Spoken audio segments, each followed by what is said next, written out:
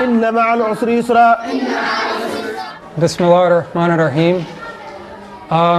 About 6 or 7 years ago when I was in college, one of my best friends in school left to go to a research project here in Senegal. While he was here, he converted to Islam. When he came back, he was Muslim, he was practicing, he was not doing any of the things that we did before. He was not, running around being wild and crazy. And it changed our friendship a lot. But I wasn't going to let a religion come between us. I stayed friends with him, and then just watching him over 5 years, seeing him grow as a Muslim, had a strong impact on me. Then I moved to New York, and he called me up one day and said, "Hey, my sheikh from Senegal is in New York. You should go visit him, go meet him, greet him." And I'd heard he had told me a lot about this sheikh, so I thought, okay, a big important person. I would like to see him. I would like to meet him. So I go to meet him in New York, and just greeted him, and that was it. He didn't have too much to say. And after I walked away from there, I was a little disappointed. I had more questions for him. I had more things on my heart that I wanted to tell him. So I go back the next day. He sees me, calls me in. I talk to him for a little while. And just after meeting him, seeing how he simplified things, and seeing how my friend had changed and grown, by the end of the night I had converted. I had taken Islam. I really did not know that much about Islam. It was just something I felt that I should do. So next 2 months were kind of up and down. I had all these questions. What have I done? I'm a Muslim. What does that mean? And then sometimes, oh, I'm a Muslim. That's great. But I had all these questions. Ramadan was coming up. My friend was going to Senegal. He said, "Why don't you come with us? Go to Senegal." So I said, okay, why not? I have these questions. So I came here for Ramadan for 3 or 4 weeks. Got my questions answered. I saw this Islamic community and how it worked, and how strong it was. I came one other time to visit, and that second time I came to visit, I didn't want to leave. I was here. It was secure, it was safe, I could see everything working well. So I made arrangements to come back and study and teach for a year here, teach English, and study Quran, study Islam. I've learned how to read the letters. I can say them, I can pronounce them. Right now I'm working on Surat al-Layl. I just finished Surat al-Duha.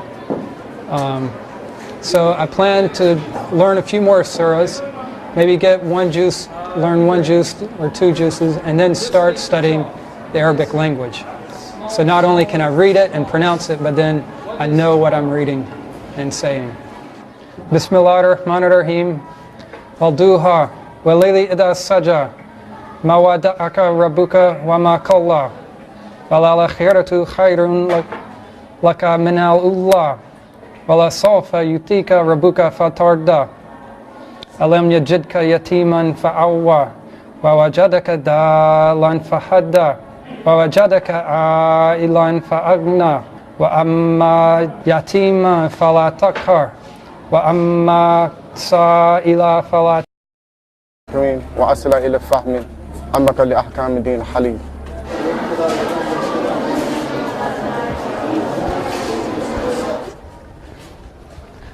So I was telling your assistant, the kid sitting right to my left, one day I was reciting one of the surahs, Surah Al-Adiyat. I happened to make eye contact with him, and as soon as he heard what I was saying, heard maybe 2 words, he joined in and carried me the rest of the way reciting the surah.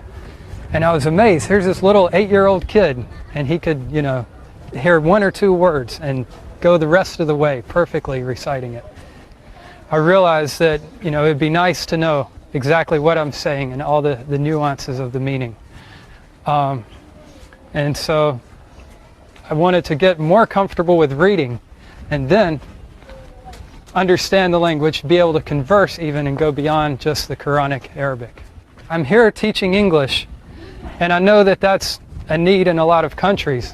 And I've thought about maybe Kuwait, United Arab Emirates, where, you know, I can speak and get by with English, maybe teach English and study at the same time.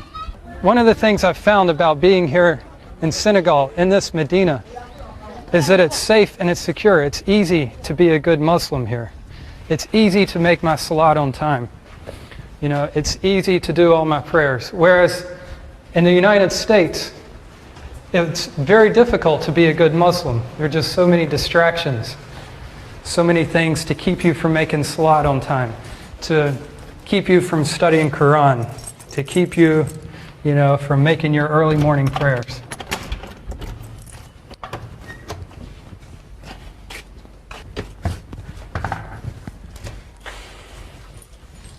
And this is my room, along with Ibrahim, who has been here for 12 years.